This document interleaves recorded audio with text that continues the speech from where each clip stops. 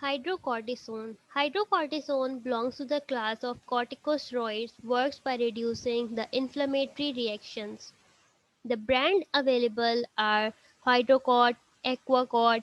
Also, we have IV or IM cortisone preparations. Topical preparations are also available, as well as oral forms are there. It is used in collagen diseases, dermatological disease, as well as allergic conditions, gastrointestinal and respiratory diseases.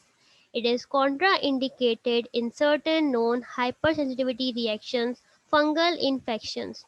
Usually, the adverse effects are delayed wound healing, delirium, depression, diabetes mellitus, fast heart rate, and fat embolism. It is irrationally being used in different dermatological conditions like undiagnosed skin conditions like rashes, not only by general public but also by some dermatologists because of quick relief. Alternatives are also available like prednisolone and dexamethasone. When patients cannot take oral medication, IV methylprednisolone is preferred over hydrocortisone in patients with heart diseases or fluid retention or when high doses of corticosteroids are used. This is because it has less mineralocorticoid activity, or we can say less side effects. Different blends are available in Pakistan with different price ranges. Different doses can be there for different conditions of hydrocortisone, like in inflammation 20 to 250 mg per oral per day, and different conditions require different dosages. It can interact with different drugs like mifepristone, clopidogrel, NSAIDs like ibuprofen or naproxen, blood thinners like warfarin. Aspirin can increase the risk of bleeding when used with these medications.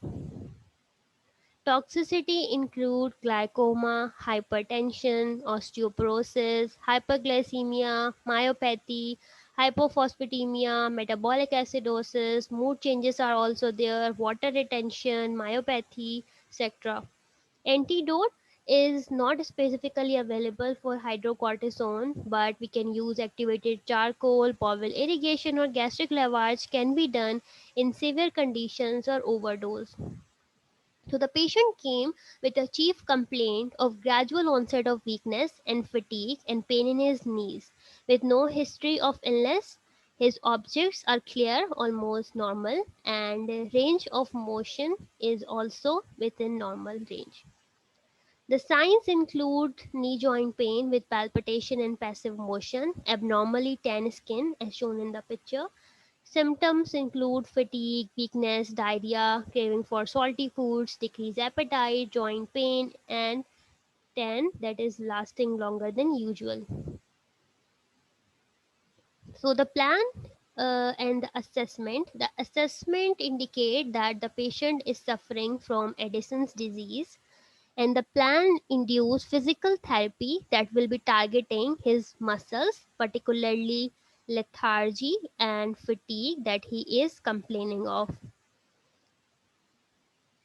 Also, the goal of therapy is to increase the strength and stamina and the management of the symptoms and to make sure his condition does not worsen.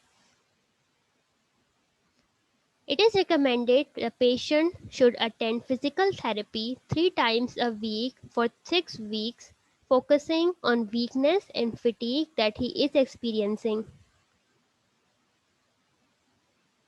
The pharmacological therapy include hydrocortisone 100 mg as IV bolus, or it can also be administered as 100 mg of cortisone in infusion form at the rate of 10 to 12 cubic centimeter per hour.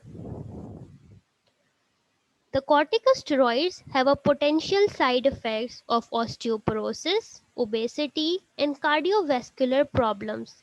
It is our duty to combat the negative effects of this medicine as well as the treatment.